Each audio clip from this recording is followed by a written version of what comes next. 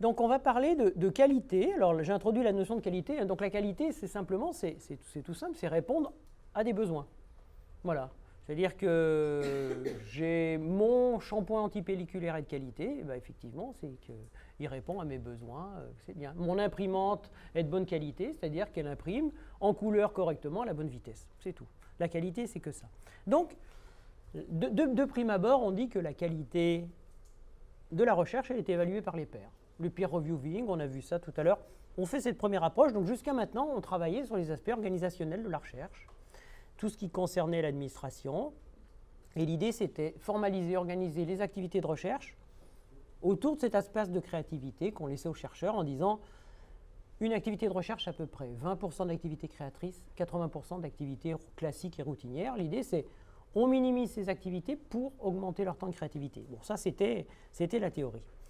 Avec une spécificité, c'est que la recherche, elle est riche en incertitudes. C'est-à-dire que le produit final par rapport à un processus industriel est mal connu.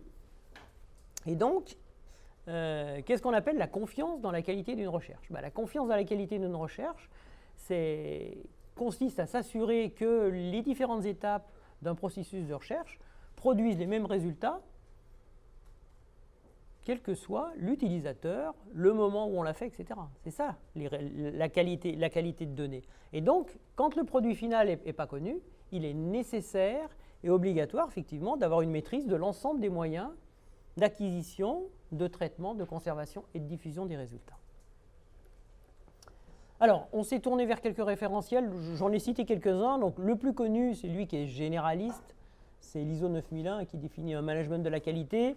Il y a eu pendant longtemps les bonnes pratiques de laboratoire de l'OCDE, qui est un petit peu ancien, laboratoire d'analyse et d'essai. Donc là, ce sont des référentiels qui existent dans certains laboratoires, par exemple l'IPNL, qui font de la mesure de radioactivité. Donc là, on n'est pas dans l'organisation, c'est une organisation et des compétences qui sont certifiées. Là, on est accrédité 17025, donc c'est une reconnaissance comme un laboratoire d'analyse médicale. On est accrédité pour faire tel type d'analyse. Le management environnemental. Alors, dans nos environnements, on voit également apparaître l'ISO 20000 dans les centres les services systèmes d'information, mettre en place la qualité de service. On en a parlé, Eric en parlera également tout à l'heure, la 27001, on en a parlé hier sur la notion de risque, le management de la sécurité des systèmes d'information qui effectivement dépend de la norme 27001 entre autres, et puis des normes françaises un petit peu spécifiques de l'environnement sur les plateformes technologiques de recherche en sciences du vivant et le management des activités de recherche. Deux autres référentiels qui sont un petit peu plus anciens.